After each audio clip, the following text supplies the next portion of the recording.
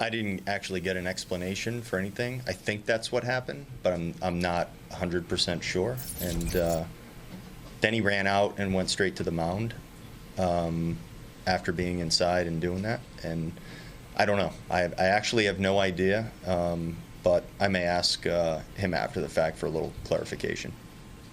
Did you ask for, were you given an explanation at any point afterwards? Or No, I never got any sort of explanation, so I don't know. I can't really comment on it.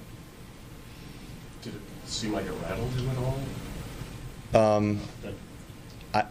I have no idea. All of that part, it's hard for me to comment, and I can talk about him in the game that he threw today. I think he looked good, started especially strong, looked very, very crisp. Attacked well in the zone. I think he had everything going early on.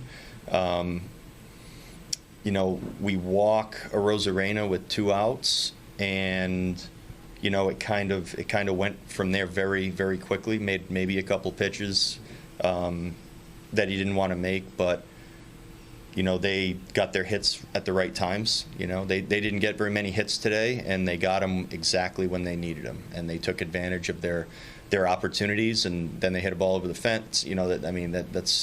That's the way that you want to string your hits together if you're going to find a way to score runs, and they were strategic in the way that they did that today. Other than that, I thought Bailey threw good. At the end of the start, I think he tapered off a little bit. I think the stuff tapered a tick, but I still think he looked fine. Kind of the way things are going when Polo gets a bullet up the middle, and it's an out, and it's an inning. Yeah, that first inning, it could have been a couple of runs on the board in the first inning, the way we were swinging the bat. And, we hit two rockets, and then Carlos gets a base hit, and you add all that together, it's like, how does that not equal a run or two? Because it should in our game. That's the way baseball works, but not today. So we gotta put that behind us in the first inning and move forward and continue to have more swings like that and score runs. How's Polo? Polo's going to probably be day-to-day initially. He's still, I think, pretty strong in the muscle, but he definitely felt something, so we're going to have to pay attention to it. Yeah, it's the same injury. I don't know which leg it is. I don't lock in on which leg it is. When I hear hamstring, that's kind of where I stop and take it for what it is and think more about the game. I haven't gotten more than just the initial update on him. Any loss is tough, but getting swept was even tougher. What do you take away from this 3-game series? Well, we've been playing a lot of close, tight ball games.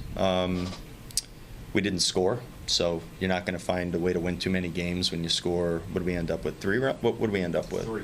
Yeah. You're going to have to score more runs than that to find ways to win. And we had our chances. We had our opportunities. We had some hard-hit balls, especially in the second and third game of the series, and none of it amounted to anything. So we're going to stay at it and keep working. Just a rules clarification. If the ball hadn't hit the pitcher in the first inning, if it had just hit the umpire, would you have gotten both? Yeah, it's a dead ball at that point, and we would have had both bases. After the deflection, the explanation was actually helpful and good. After the deflection off the pitcher, the umpire is basically like a rock on the field. Treat it as though he's a little rock on the field, and nothing that deflects. Everything that deflects off of him is in play and playable. Does this feel like one of those times where we talked about the strikeouts Saturday, the base running last night, stuff like that? Does it just feel like something new is surfacing every little bit, and how do you kind of deal with that? No, actually, I think about it more like this in our game.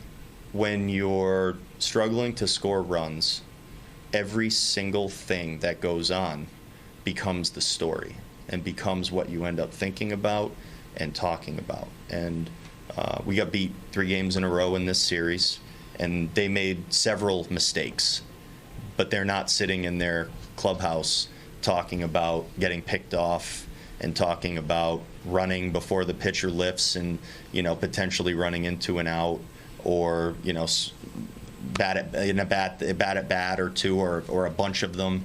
You don't talk about those things when you score enough runs. So the narrative changes depending on the winning and losing, and for us right now, depending how many runs we score. Because when you're not scoring, your eyes are moving to different targets naturally. That's what should happen, and we end up focusing on the one thing that we didn't do right in the game as the reason we won or lost. Truthfully, the more good at bats will put us where we need to be. That's really the answer.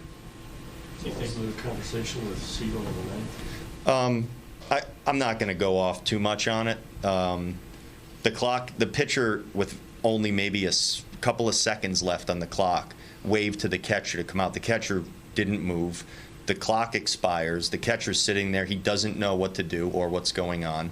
And the clock had been expired for seconds before he walks out there to the mound. So, what stops the pitcher from, with 1 second, literally 1 second left in the clock, or a half second, literally from just going like this, and the catcher's, and the clock expires. No, and I think that should have been a violation. And I was told they're actually instructed, I was told he wanted the visit. I was like, no one took a visit until this clock was expired for 2 or 3 seconds. And I was told that doesn't matter if the pitcher asks for the visit. The intent is they want the visit. It was new to me. So Chris will explain. Chris is behind the plate today. He will take the time to explain it, which is helpful. But in that instance, I just did not think that was, someone has to do something. There was no visit that actually took place, and the clock had clearly hit 0. That's all.